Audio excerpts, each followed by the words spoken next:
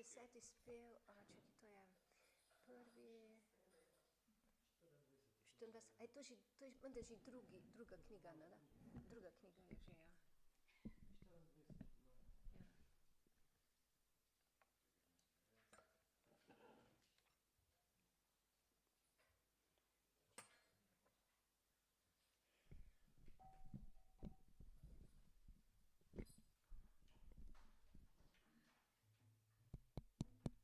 Tole pa čisto mrtvo. A noben ne zna? A noben to ne zna zrihtati? Aha. A Lalita ni? Okej. Jaya Radha Madhava Kunja Vihari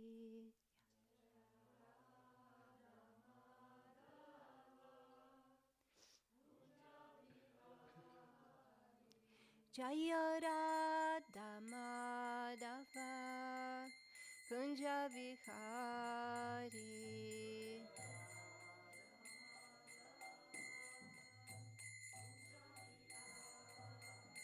Jaya Gopi Jana Vallabha Girivaladali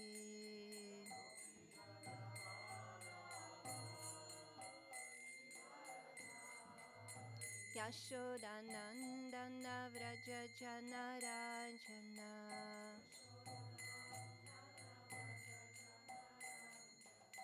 Yamunatira Vanachari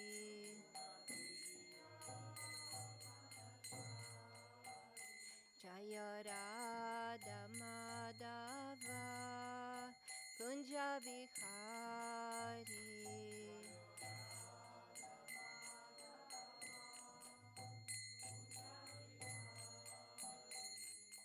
Hare Krishna, Hare Krishna, Krishna Krishna, Hare Hare, Hare Rama, Hare Rama, Rama Rama, Hare Hare.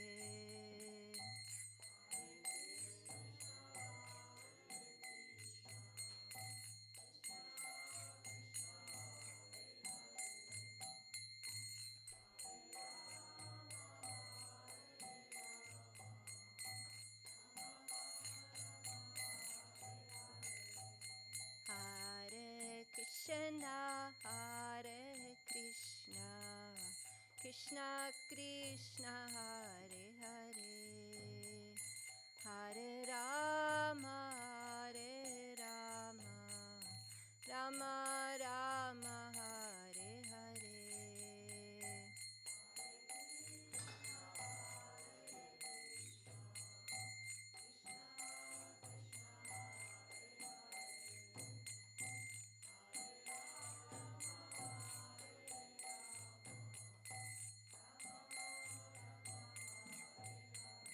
Hare Krishna, Hare Krishna, Krishna Krishna, Hare Hare, Hare Rama, Hare Rama, Rama Rama, Hare Hare.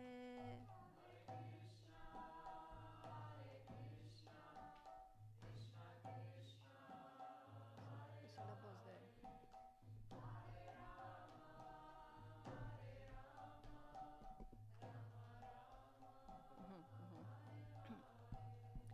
Jaya Prabhupada, Jaya Prabhupada, Jaya Prabhupada, Srila Prabhupada.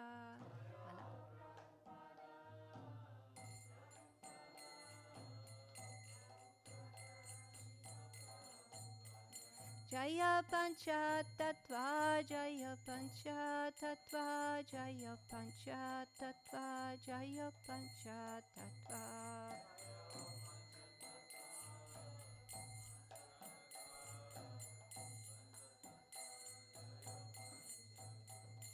Jaya Gauranitai, Jaya Gauranitai, Jaya Gauranitai, Jaya Gauranitai.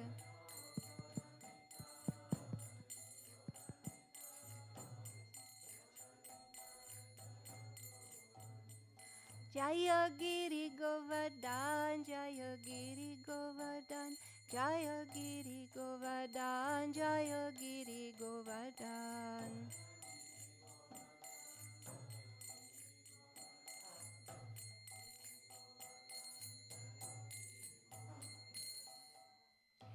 Jayam Vishnupada Paramahansa Parivrajacharya Shtutara Shata Shishimadi. His Divine Grace A.C. Srila Bhaktivedanta Swami Prabhupada Ki Jai.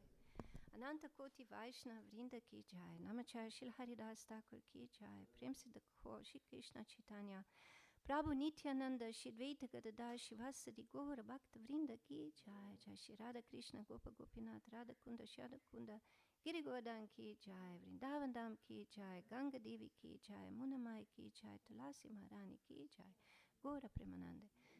All glories to the assembly devotees, all glories to the assembly devotees, all glories to the assembly devotees, all glories to Shishi Guru and Gauranga, all glories to Srila Prabhupada. Krishna Padaya Krishna Krishna Padaya Shmati Krishna Skatsamani Namane Namam Shanikasha Prabhupada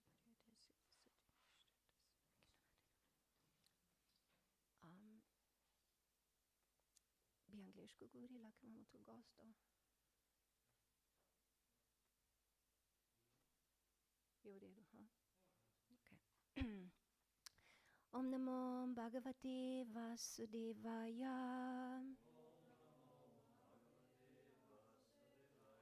Om Namo Bhagavate Vasudevaya. Om Namo Bhagavate Vasudevaya.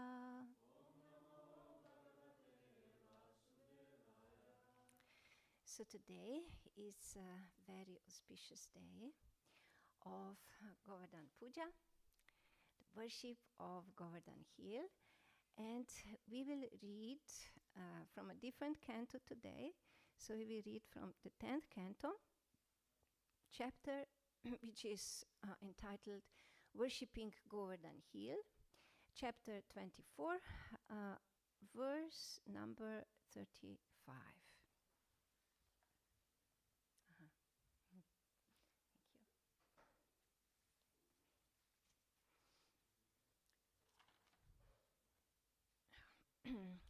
Krishna Stvanya-tamam Rupam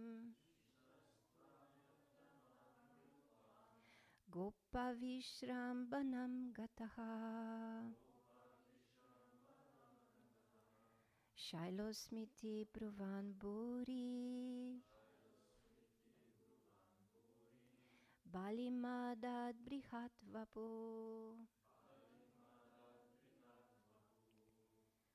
Vaishnavas.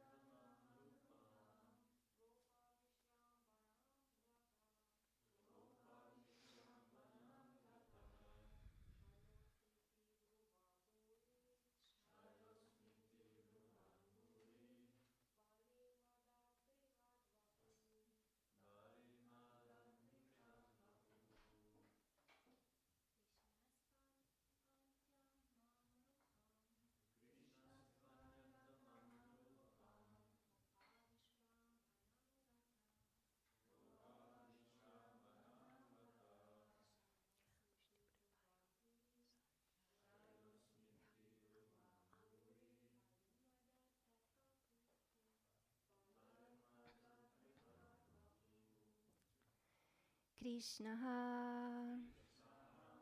Lord Krishna, tu, and then Anyatamam, another, Rupam, transcendental form, Gopa Vishrambanam,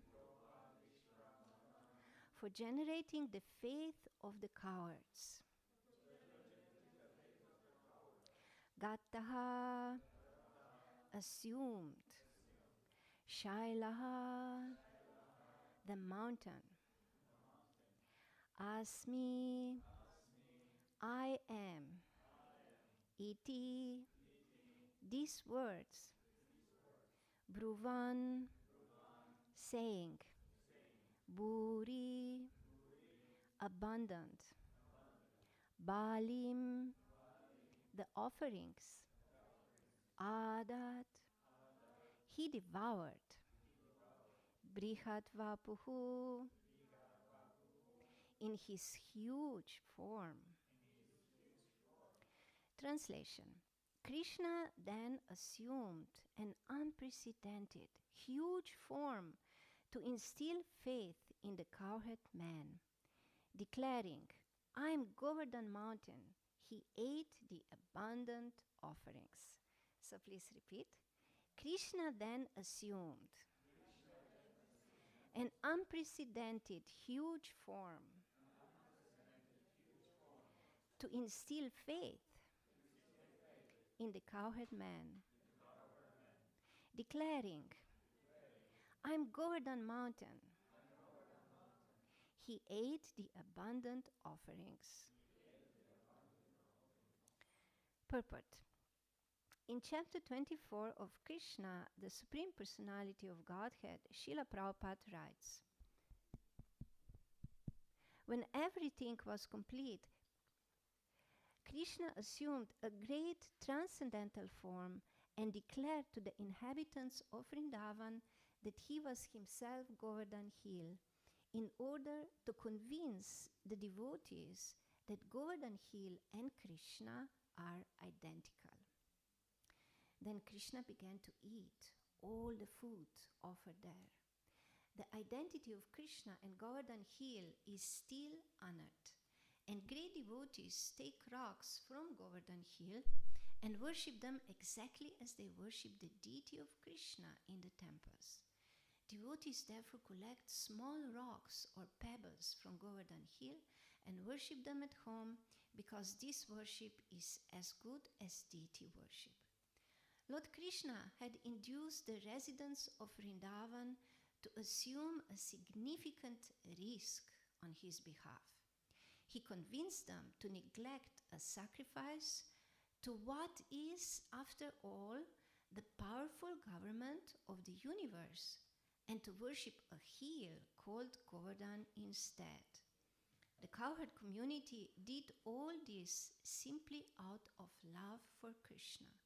And now, to convince them that their decision was correct, Lord Krishna appeared in an unprecedented, huge, transcendental form and demonstrated that he himself was Govardhan Hill.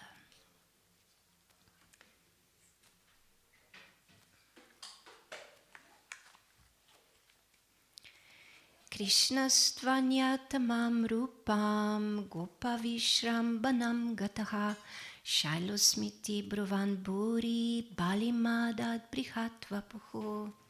Krishna then assumed an unprecedented huge form to instill faith in the cowherd man, declaring, I am Govardhan mountain. He ate the abundant offerings.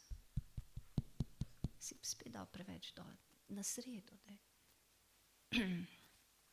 Om Jnana Timirandasya Gyananjana Shalakaya Chakshurun Militam Yena Tasmai Shri Guruve Namaha Shri Chaitanya Manobishtam Stapitam Yena Bhutale Swayam Rupam Kadamayam Dadati Swapadantikam Vandeham Shri Guru Shri Yutapada Kamalam Shri Gurum Vaishnavamscha Shri Rupam Sagajatam Sahagana Raghunatanvitam Tam Sajivam Sadvaitam Savadutam Parijana Sahitam Krishna Chaitanya Devam Shri Radha Krishna Padam Sahagana Lalita Shri Vishakanvitamscha He Krishna Karuna Sindhu Dinabandhu Jagatpate Gopesha Gopika Kanta Radha Kanta Namostute Tapta Kanchanga Gorange Radhe Vrindavaneshwari Vrishabhanusute Devi Pranamami Haripriye Vanchakalpatarubhyascha Kripa Sindhubhya evacha Patitanam Pavanebhyo Vaishnavebhyo Namo Namaha Shri Krishna Chaitanya Prabhu Nityananda Shri Advaita Gadada Shivasadi Gora Bhakta Vrinda Hare Krishna Krishna Krishna Hare Hare Hare Rama Rama Rama Hare Hare. So today is a very, very auspicious day of Govardhan Puja, the day on which we celebrate Shri Govardhan and we describe and sing his glories and we also worship him.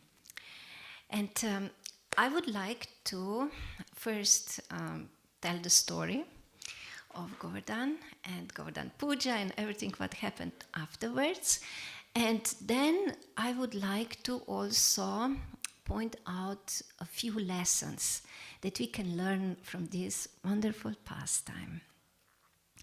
So one may ask, because here all of you who are present are devotees, and we have all heard this story so many times. So many years, every year, again and again, we hear this story. And the mind may ask, oh, why do we need to hear this story again? I know this story already. I have heard it already so many times. Tell me something new. Tell me something different. But actually, in another chapter of Srimad Bhagavatam, of this 10th canto, the gopis are singing, and they sing Tava katam ritam tapta jivanam kavibir iritam kalmashapaham shravanam mangalam shimadatam Yeburi jivani, yeburi dajanam. Well, since I made a little mistake, but in general, this is the verse that the gopis are chanting in the chapter which is Gopi Gita, the song of the gopis. And what does this verse say? This verse says that the descriptions of Krishna's activities and his wonderful pastimes, they are full of nectar. And for the people of this world who are suffering the miseries, they actually take away the sinful reactions of bad karma. And so they take away all the sinful reactions, take away the bad karma, and they bring all auspiciousness. They bring all good fortune, and they bring happiness and bliss. This is why the devotees are distributing all over the world, and they are speaking again and again these same stories. Because these stories about Krishna and Krishna's wonderful activities, mysterious, mystical activities, have immense spiritual power. So these are not ordinary stories which we become bored after we have heard one or two times. No, these stories are ever fresh, and they bring ever new insights and ever new pleasure to the devotees. So, how does the story start? The story starts when Nanda Maharaj and all the inhabitants of Vrindavan started to prepare all the paraphernalia for a big Indra puja. And little Krishna, he was only about 7 years old that time. He approached his father, Nanda, and asked him, "What are you doing, father? Why are you gathering all these paraphernalia? What will you do?" And father explained to him that they are preparing a big sacrifice for Lord Indra. And when Krishna asked him, "So why do you do this? Why do you worship Indra?" Then father gave different explanations. First he said that actually, this is it's like a culture, it's a habit, We do this, from generation to generation. We have been doing this. And then he also explained, so Indra, he's the great king of the weather, and if he's pleased, then we will have enough rain and the sunshine, and so we will have everything what we need. Everything will grow, and we will be happy. So we have to satisfy Lord Indra. But Krishna did not like this. Especially he did not like this because Krishna already knew that Indra is becoming too proud. And Indra actually thinks that he is the supreme controller, like he is the supreme god. And therefore he said to his father, "Well, father, but it's not really Indra who is, who has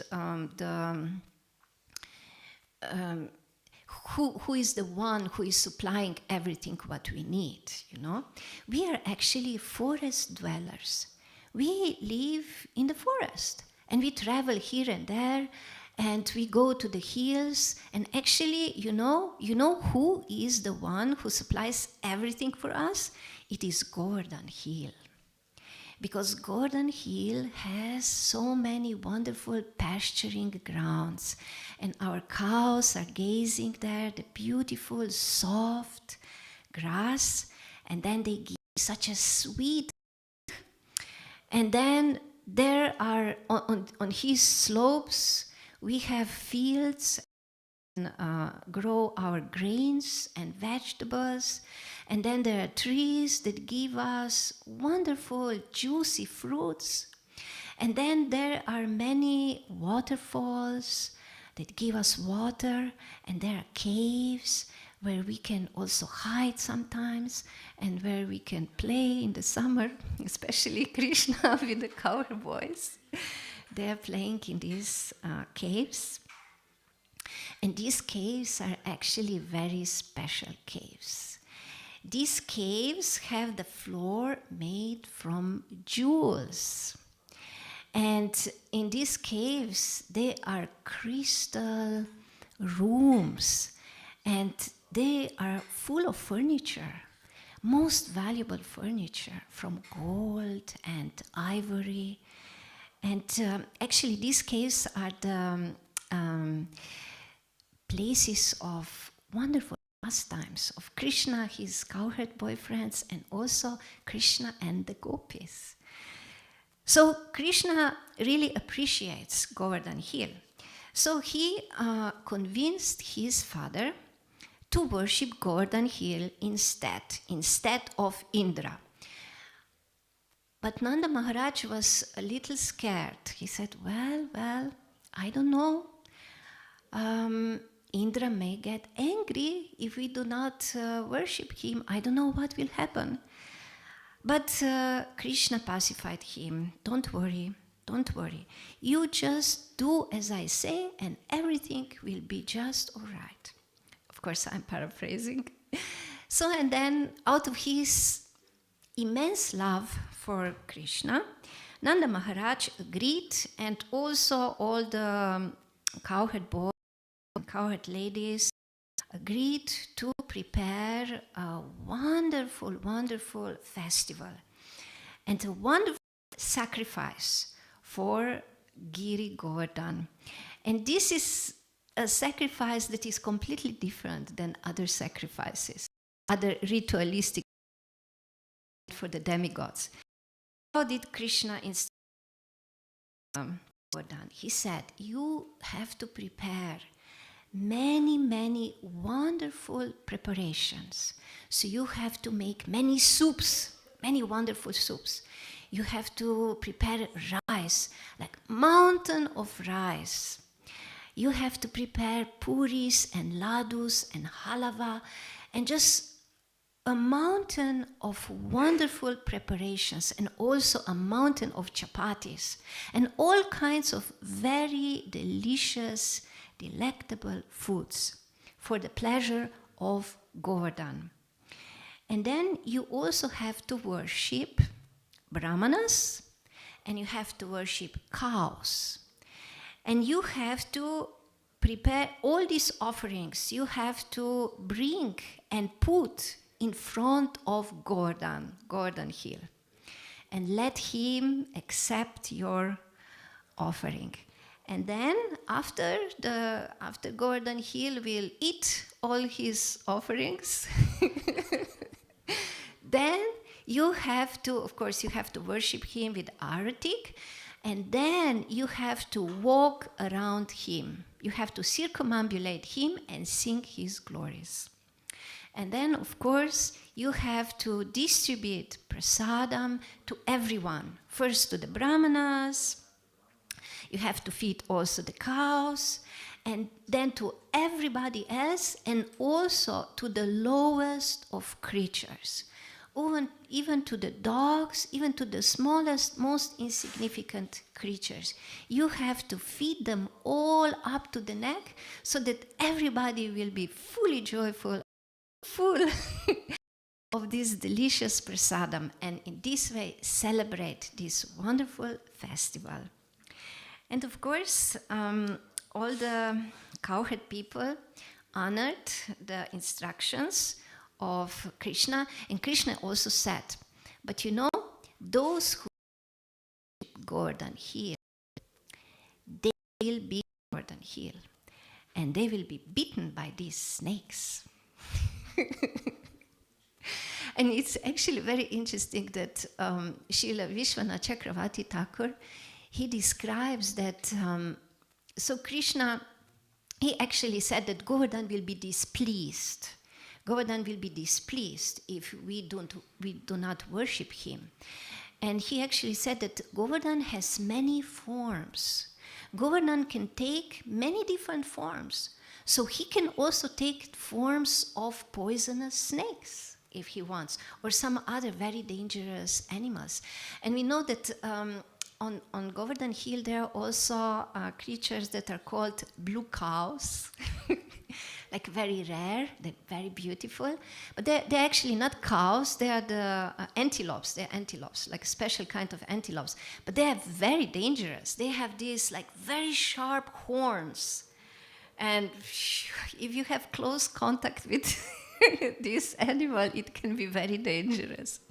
So they can be all the forms of Govardhan. So Krishna said, be careful. You have to worship Govardhan hill so that he's pleased and that he doesn't manifest for you in some dangerous form.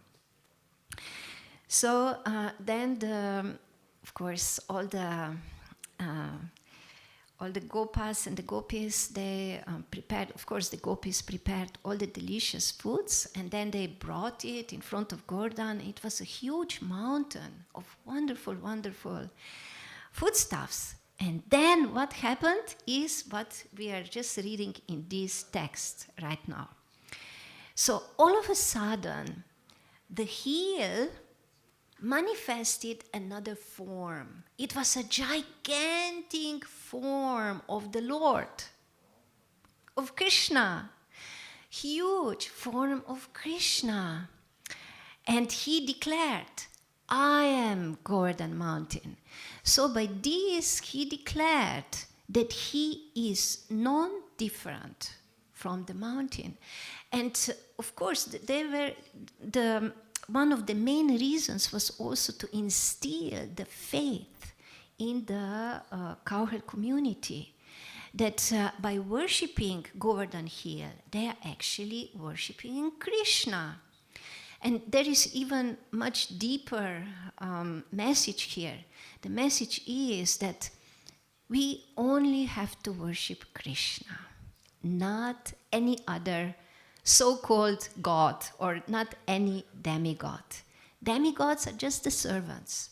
The only supreme Lord, the supreme controller is Krishna. So we have to worship him.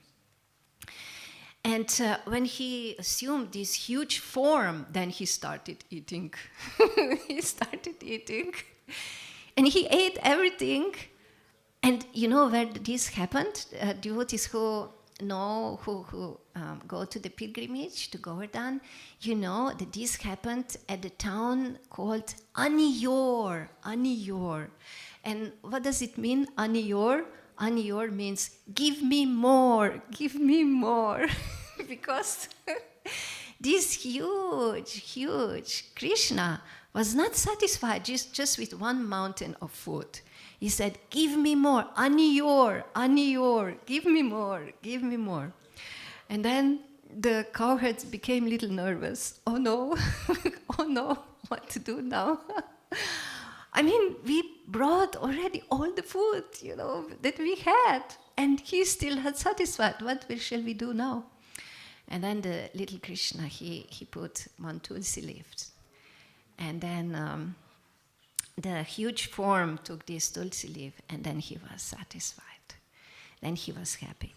And it is so mystical and so humorous in these pastimes of Krishna, how Krishna is playing.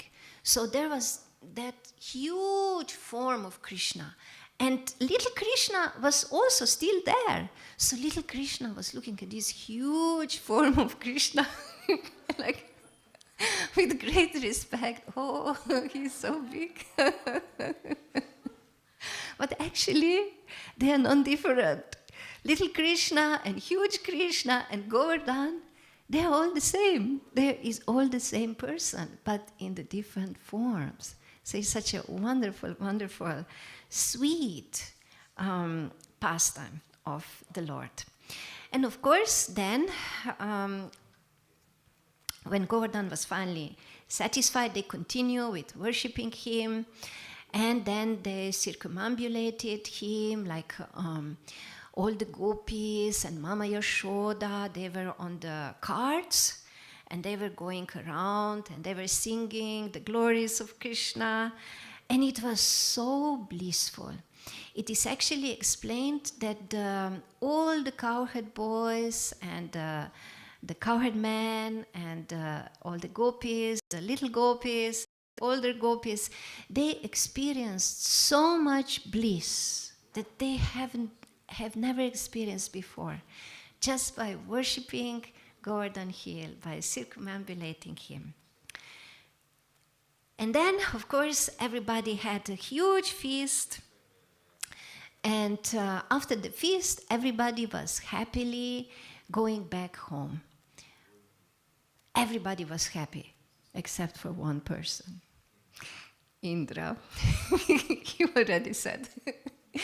Indra was not happy because he was like observing everything. And he became enraged with anger.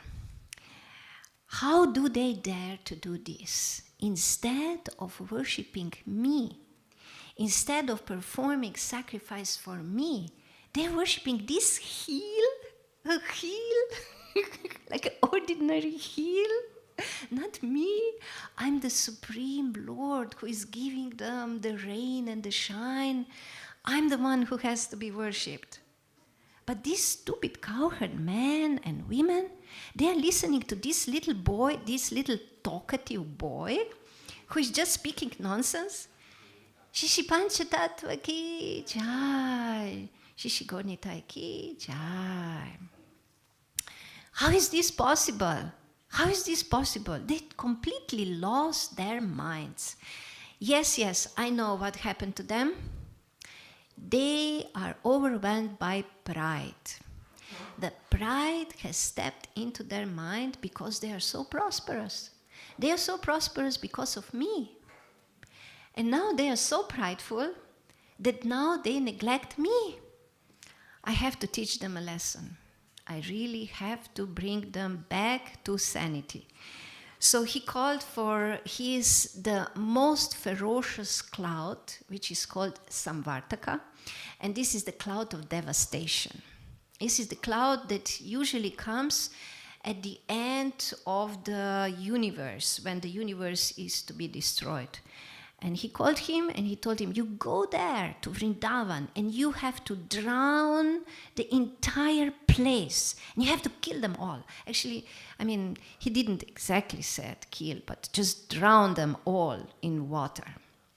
But he was so angry that he would just kill them all.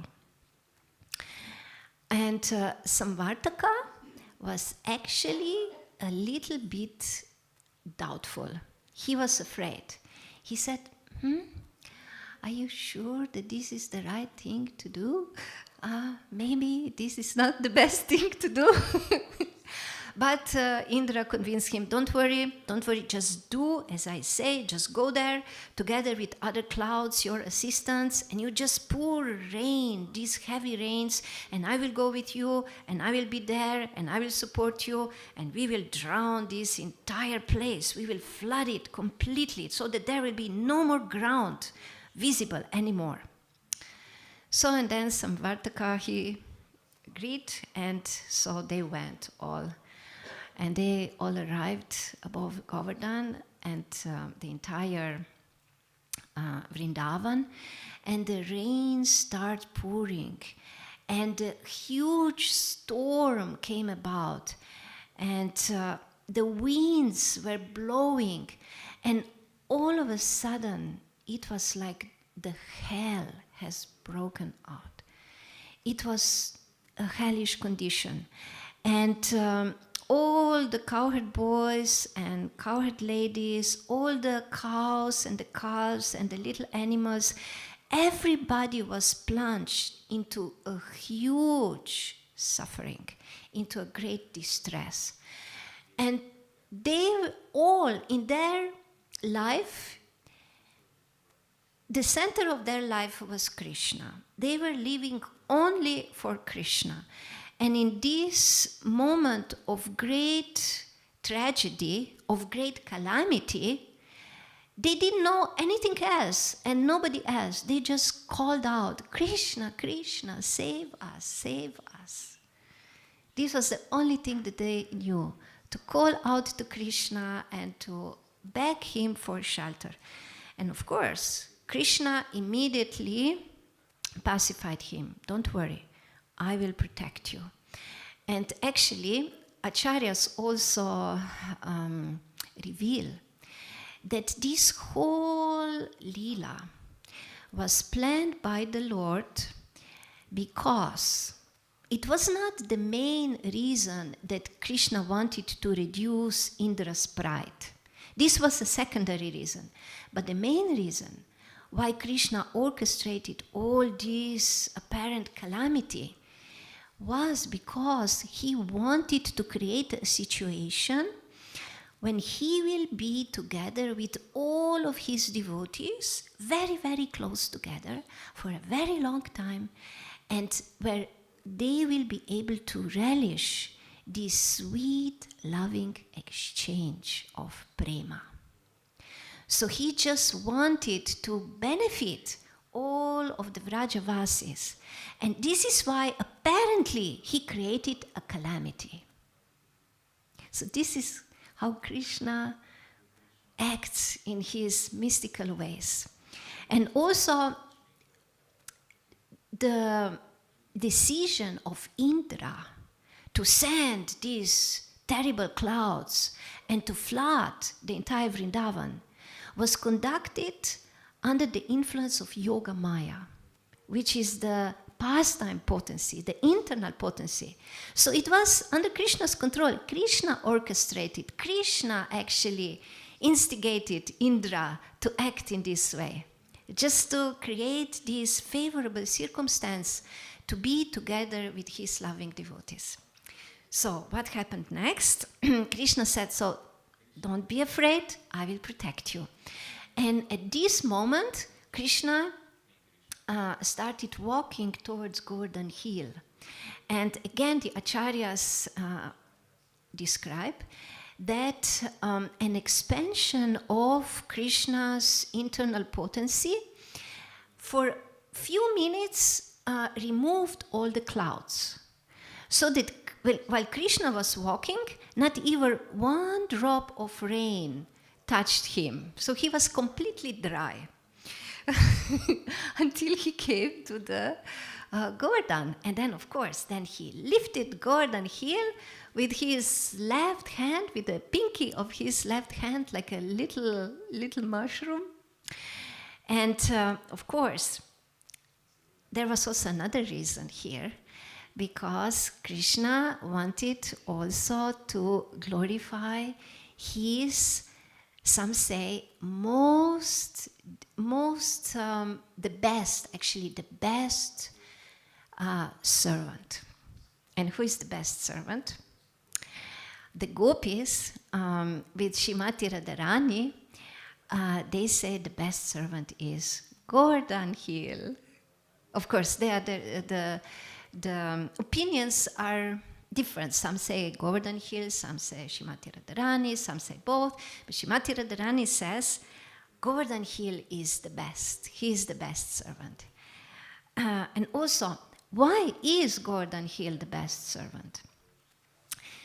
So Govardhan Hill is the best servant because he serves the Lord with his entire body, with everything what he has. I mentioned already before that on Govardhan Hill, the grasses that grow there are very sweet and juicy, and cows just love to eat them. And everything, the crops are growing on his slopes, and different kinds of juicy fruits. And he supplies crystal clear water for quenching thirst. And there are also rivulets for bathing, and small ponds of water for bathing, crystal clear water. And of course, these caves where Krishna and his associates can have their wonderful pastimes. So, and not only this, but even much more. It is also described that the stones on Govardhan Hill, in the summertime, they are cooling. So when Krishna and his cowhead boyfriends and the cows are stepping on the stones of Govardhan, they feel pleasant cooling. But in the winter time, they are warming. So they are warming their feet. And they are soft. Because gopis are always, when they are singing their songs about Krishna, and when they are meditating during the day about Krishna, they are also afraid that Krishna's soft lotus feet may be pricked by thorns or by pebbles, by sharp pebbles. But no, the stones on Govardhan become soft as cotton when Krishna steps on them. So this is all the way how Govardhan is serving Krishna, and not only Krishna, but Krishna and his servants, all the cowhead boyfriends, all the cows, all the calves.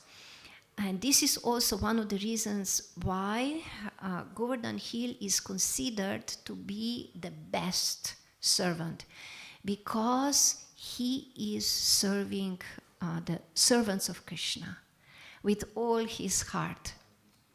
And Govardhan actually had a desire to serve Krishna even more and to serve his devotees even more, even better. And this is also why Krishna fulfilled his desire, and he fulfilled it in this way.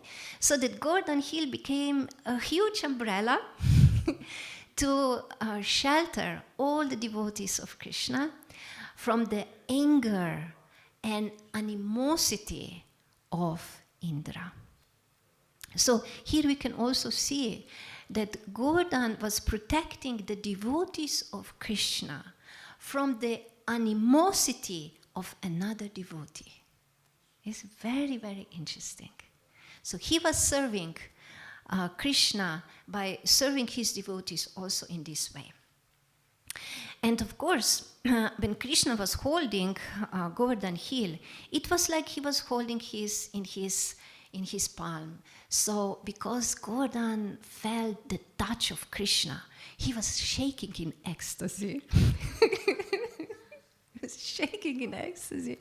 He was in so much bliss that he could not feel any pain from the heavy thunderbolts that Indra was sending. He was like hitting the Govardhan Hill with heavy thunderbolts.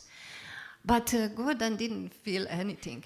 And not only this, but because of this touch of Krishna, the entire Govardhan Hill, together with all the creatures on the hill, were protected from Indra and from the heavy rains. So not even one creature suffered any harm while they were lifted all together, and while the rains were flashing over them. They were all protected by Krishna's mystical power. And what to speak about the bridge bases. So what was happening underneath Govardhan Hill? So we could think, well, Krishna lifted this Govardhan, so okay. So they were just standing on the ground, on the flat ground, underneath this hill. But no, it wasn't like this. The acharyas describe that there was actually entire new world opening there. It was like the world that went like underground.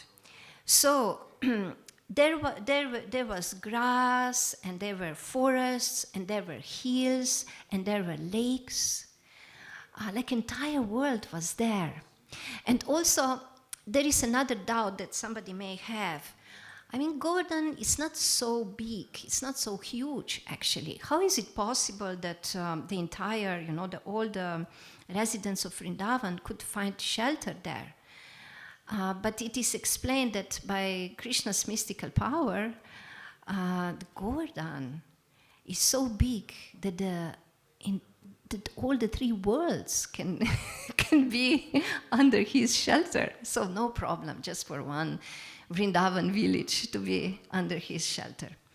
So the bridge bases actually had everything there for their enjoyment. But what were they doing there? So they were not going around and enjoying themselves, no. They were just all standing around Krishna, and they were just staring at Krishna for 7 days and 7 nights. They did not eat, they did not drink, they did not sleep, they did nothing else but just staring at Krishna. And they were just feeling complete bliss. And this, you know why? This is because in Vrindavan, different devotees who have different relationships with Krishna can only have a certain amount of time during the day to have Krishna's association. So, for example, Mother Yashoda and Nanda Maharaj, they are with Krishna in the morning and for the breakfast, but then Krishna goes to the pasturing grounds with his cowherd boyfriends. And at that time, the cowherd boyfriends are all blissful because finally they'll get his association. And all the animals in the forest are all blissfully awaiting Krishna to come again. And of course, all the cows are completely blissful to have Krishna's association for entire day. So they are enjoying this joy of Krishna's association. But at the end of the day, they come back, and the cowherd boys are very sad because they will be separated entire night. But what to speak about the gopis? The poor gopis, they are separated from Krishna all day. They are separated from Krishna in the morning, although it's not quite like that, because somehow or other in between they sneak around and they also have pastimes with Krishna, but they forget about this. And they spend long hours without Krishna and just like singing about his glories and just desiring to see him again. But then in the evening, Mother Yashoda and Nanda Maharaj and Rohini Devi, they again have association of Krishna during the bathing of Krishna and during the dinner time until Krishna goes to sleep. But then Krishna goes to sleep, and then again they are separated from him. But of course, then gopis get association because Krishna spends all night with the gopis. But we can see that none of the devotees can have Krishna's association 24 hours a day. Nobody. But now everybody got this. And this is what they were all hankering after so much. They desired so much. And so they had their Krishna with them, and they could drink his beautiful form with their eyes and listen to the song of his flute, because he was also playing the flute, and just rejoice in the bliss. So this lasted for 7 days and 7 nights, and after that Indra realized that yes, that something is wrong here, and that actually he is not the supreme controller. Somebody else is more powerful than him, and his pride actually diminished, and he just withdrew all the clouds, and he ran away. And then the sun came out. And Krishna told all the devotees, it is safe now, now you can again go out and you can return to your homes. So then everybody was so grateful, and they glorified him again, worshipped him again, offered prayers to him. And then later on, also Indra came back, but in a solitary place, and he offered his apologies. He apologized to Krishna. So this is the story, the wonderful, blissful story. But now we can take a few more minutes just to speak about the lessons. There are many lessons from this story, but I will speak about just 2 of them. So one lesson that we can take from this is lesson from Indra. And it's an obvious lesson. So Indra he's a great demigod. He's the king of demigods, actually. He has great power. But somehow or other, this power caused some illusion. And he started considering himself to be very great. And he forgot, actually, his real position, that he is a servant of Krishna. So what is the lesson here for us? We are not Indra. We are not so great. We are actually very tiny in comparison with Indra. Nonetheless, even we may, in due course of our practice of bhakti, we may get some position. We may take some responsibility, some responsible service for Krishna. And when we take some position, when we take some responsibility, there is a great danger that we may become influenced by false prestige. because this prestige and pride is it's a very great obstacle on our path, especially on our path to pure devotional service. And because of this false prestige, if this overwhelms us, we could see what happened in Indra. Indra became angry, so great anger comes, and after anger comes the offenses toward the devotees. And this can be really devastating for us, for our practice of devotional service. So here is Krishna exposing this mistake by Indra, and is actually warning us to be very careful, to not allow this false prestige and a sense of pride to overwhelm us. So now, this is a very, very broad topic, and we don't have time, but I can say maybe just a few more things regarding this. So how do we deal with this pride? Because pride is not something, some easy anartha, some easy obstacle in our heart. Those of us who have been practicing for years or even decades, if we are very sincere, we can admit that maybe we are still not free from pride. Because pride goes a very long way. Pride is very intimately connected with the false ego. So as long as we are identifying with our material identity, as long as we identify with any role that we play here, any designation, the pride comes back. Even we are working on it to remove it, we are trying very hard, we are purifying our heart, but somehow or other pride keeps coming back, and it can even come back when a devotee is on a very, very high platform, almost before attaining liberation. Pride can still come back. So it's an enemy that we have to be very careful about. We cannot underestimate it, and we cannot prematurely think, "Oh, I'm free from pride. I don't have to worry about it." We have to worry about it all the time, and we have to be careful all the time. And so then, how do we protect ourselves from this pride? There are many aspects here, what we can do.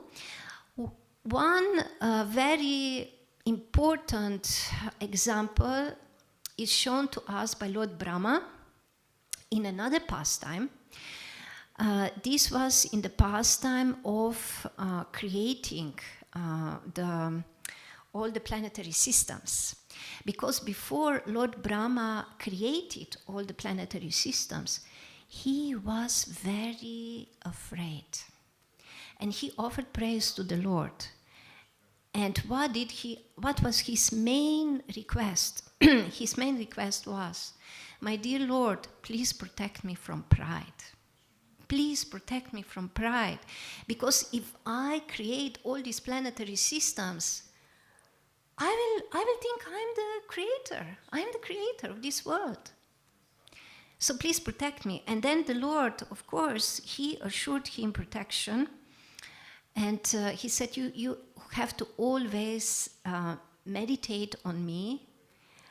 And you have to always continue to take shelter of me. So this is something we always have to continue meditating on Krishna, also meditating through Hare Krišna mantra, and continually taking shelter of Krishna, understanding that we are small and that he is big. So this is just a little bit, but if there is more discussion, we can go deeper. regarding how to deal with pride.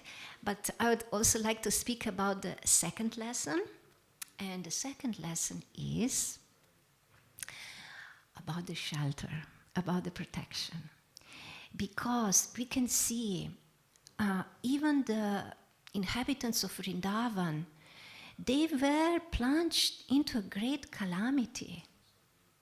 And it was serious. It was serious. It was life-threatening. So if they had to face such calamity, what to speak about us, who are really here in this material world, which is dangerous at every step. Even in Srimad Bhagavatam, we can actually learn that this world is a place of calamities.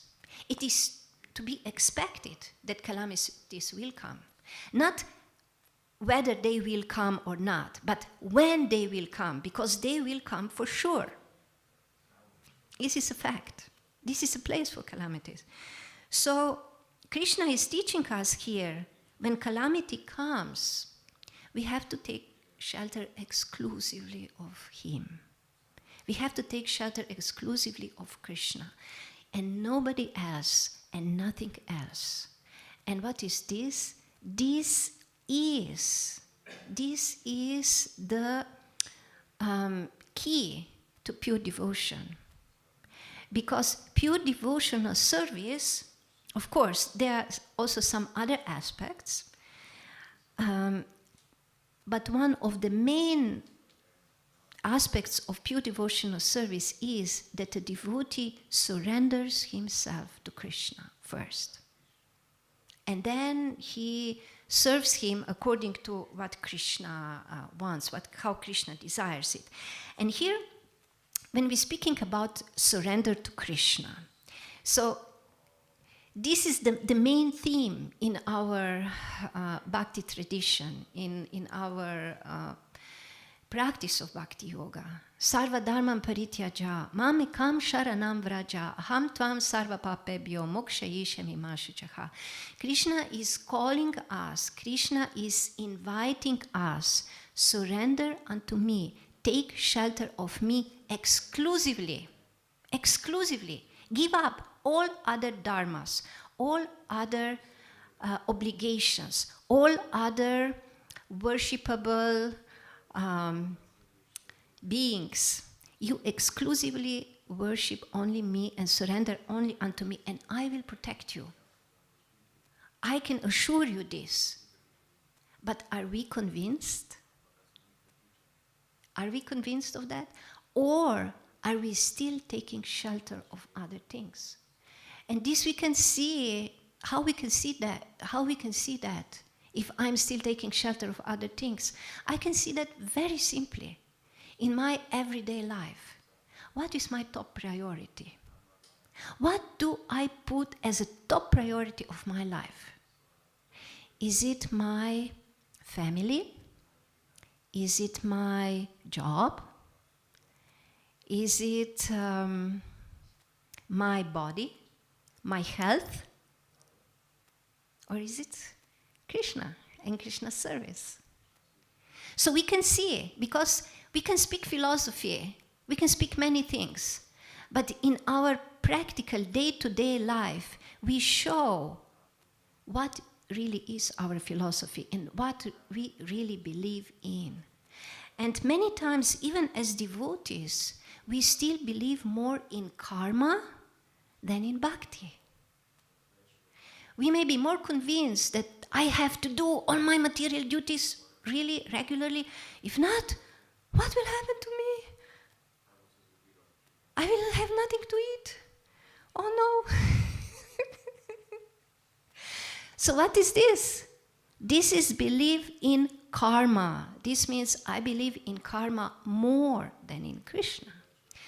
But Krishna is here through this pastime also teaching us that He is the real maintainer and He is the only protector of us. And I will end here. And if we have some time, I guess today is festival day, maybe we have a little time, we could have a little discussion, because these are like very interesting topics. If any devotee would like to add something, some realization, some thoughts, or ask a question.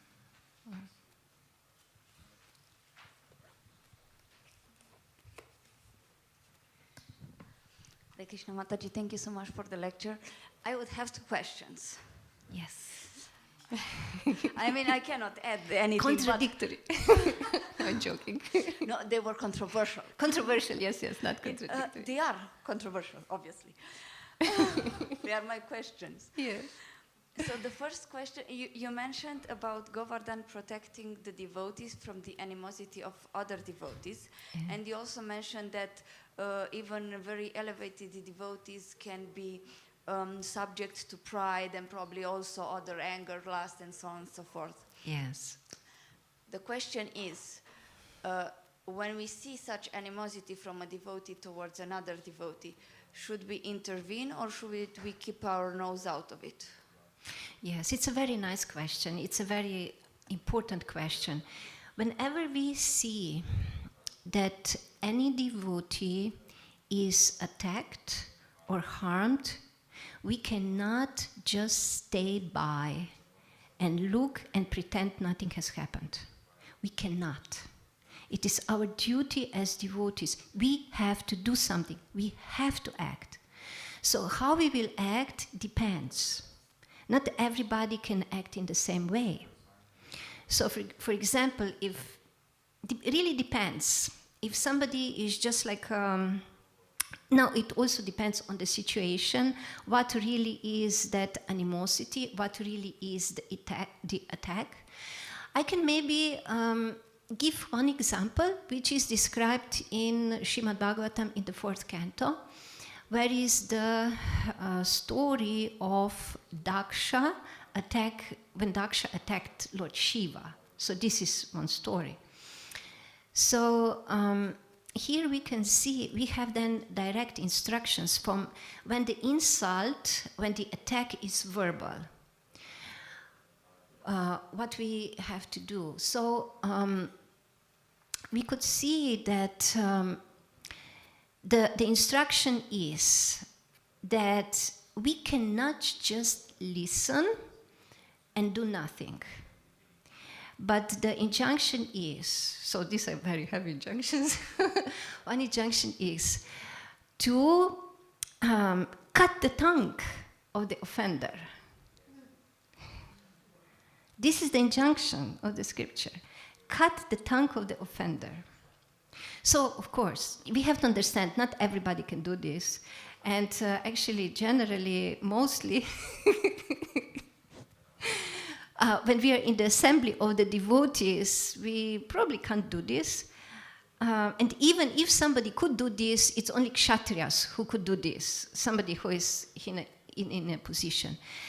But if we cannot do this, which mainly the case is, then we have to defeat the offender with the counter-arguments. And who did this? Sati did this. Because, and we can see even she didn't do it immediately because she was not present when the insult happened. But she did it afterwards. When the next sacrifice was taking place and she came to the assembly and her father Daksha was there, so then she started speaking in defense of Lord Shiva, and she spoke very strongly. And we can really analyze her speech. Somebody could say that she was offensive to Daksha because she was very critical, extremely critical. But in this situation, this was proper to do. She defended Lord Shiva, and she said what needed to be said to put Daksha in the right place. So we have to defend the devotee who is offended, who is like verbally assaulted. So this, but again, not everybody can do this. Again, sometimes, especially in the association of devotees, if some very senior devotee is making this offense, then it is against the etiquette that a devotee who is junior would stand up in such a way. But then what one has to do, then one has to leave immediately, just like covered his ears and just disappear, not to hear the blasphemy. So in the similar way, we can see if the offense is even worse, so if there is even physical offense, then the consequences are even more grave, and the defense has to be even more grave, so that the devotee has to stand up and physically defend another devotee, protect another devotee. But again, who will do this? Not everybody can do. Some weak lady maybe cannot do, right? But somebody who is strong, kshatriya, he will do this. He will protect. But even if somebody is not able to physically do something, he can at least run and get help and get somebody who will do something strong. So, I don't know, is this answer satisfying or not? Yes, thank you. Okay. The second question would be, you said that Krishna wants us to take shelter of him exclusively, so nothing else in this world and not even other worshipable being.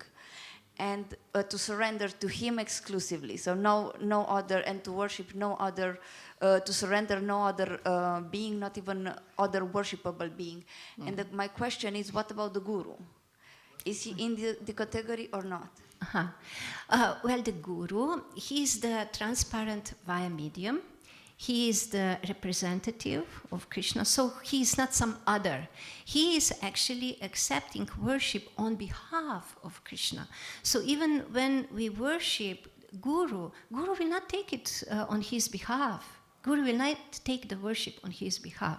He will take the worship on behalf of Krishna, because he understands his position is simply to be a humble servant of his Guru, and his guru, all the way up to Krishna. So he is a servant of Krishna. He does not take this worship as worshipping himself.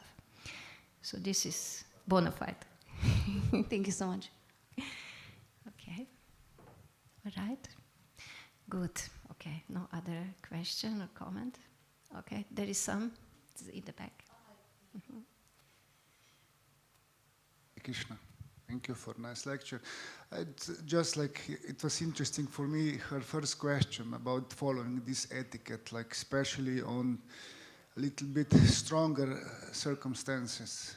So like maybe also like what kind of circumstances are allowing us to not follow this etiquette when correcting or trying to protect someone from the one who is higher on this ladder of devotion. I'm not sure if I understood your question. You're asking when we don't need to follow. Yes, because you mentioned that, like, mm-hmm. you know, there is etiquette which should be followed when you want to protect someone. Yes. Yes. But your question is when we don't have to follow the etiquette? Yes. No, we always follow the etiquette. We always follow the etiquette. We have to learn that we always follow the etiquette. But within this etiquette, there are things that we can do. How to counteract some assault on another devotee. We have to act within the etiquette. It's very important. It's very important. Krishna really wants that we follow the etiquette. Otherwise, there is the chaos in the society. We can even see, for example, it's very, very important that we cannot transgress this etiquette. Like when Lord Brahma made a huge mistake. This was another pastime, another occasion, when he became attracted to his own daughter, and his sons, they saw what happened, and they tried to prevent him. They tried to prevent him. So it was a little bit different. It wasn't really that. But he was actually almost assaulting his daughter. He was planning it in his mind. It was on the subtle level. So his sons, they were trying to stop him from this. But what did they do? They didn't just start yelling at him. Oh, Father, you completely lost your mind. What you're doing? No, they approached him in a humble way, and they asked him if he can change his ways, his attempt.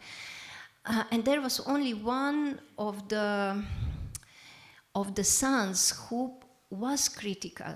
And later on, he had to be born as a demon.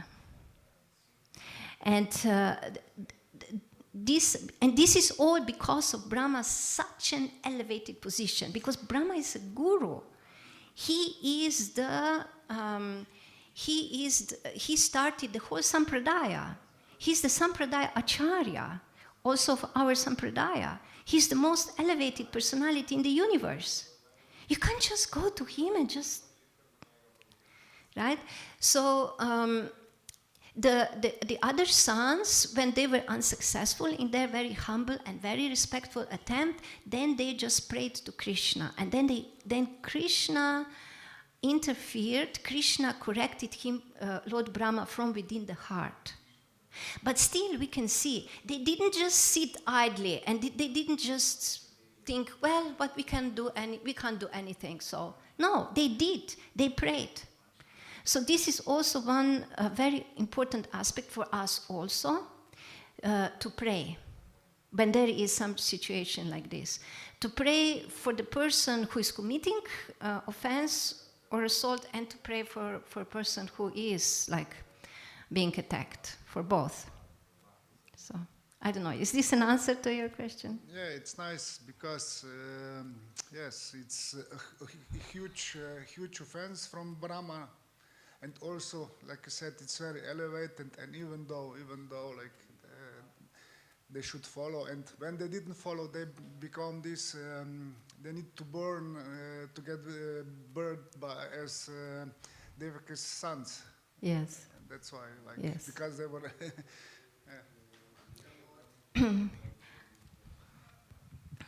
I was thinking when you were talking about these offenses and who to correct, that Brahma and sons, this is the relationship, father and sons. The sons should not do this. I mean, if I look practically in a family. But wife, I would stand up for my husband. I would have no fear. So I think that these relationships in the family are quite to understand where is your position. Yes, there are different roles. Every role is different, and there is different etiquette. I think that these stories represent this, But Sati did correct her father. Yes, she did correct her father. Yes. But she was protecting her husband. Yes, and the sons of Brahma were protecting their sister. Yeah, but I don't know if this yes, it goes very deep. Yes, it is. But we can also see there is one thing. It goes even deeper. But what was then also the fate of Sati? She was burned. This is also goes back. It goes even much farther back. Sati's, because it's very complex, all these stories are very complex, there is not only one lesson, right? In some ways it's correct, in some ways, the characters may do something which is not totally correct. So in Sati's story, there was a fault on her side because she disregarded the instruction of her guru. Because her husband is her guru. And he told her, don't go to your father. Don't go to your father. This will end very bad. And she disregarded. So she suffered the consequences. Yes, but she did not suffer the consequences for criticizing Daksha. It was for disrespecting the instruction of the guru. Yeah, but it's all related. It's all related. Even that is related. How is it related? Because she was speaking very, very strongly, very, very harshly to Daksha. Yeah.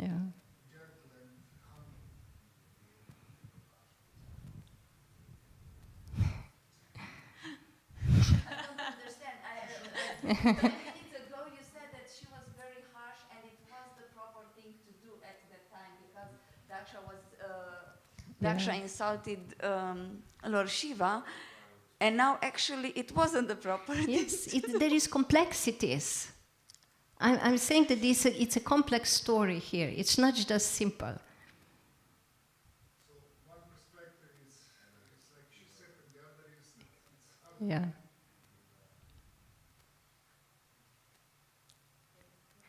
You wanted to say something more? Or ask something more? No, only this. Okay. Complex. Yeah, it's a very complex stories. Mm-hmm. Okay. But I wanted we end on a happy end, not on this.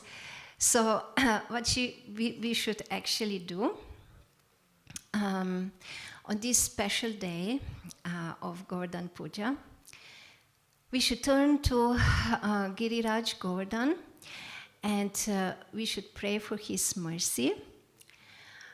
We should pray for his blessings, that we can imbibe at least a little bit of his wonderful service attitude that he has toward Krishna and toward his devotees, and pray that we can also take shelter of him as Krishna, as the residents of Sri Vrindavan Dham did, like full shelter of Krishna. Hare Krishna. Grantaraj Srimad Bhagavatam ki jai, Srila Prabhupada ki jai. Please accept my obeisances.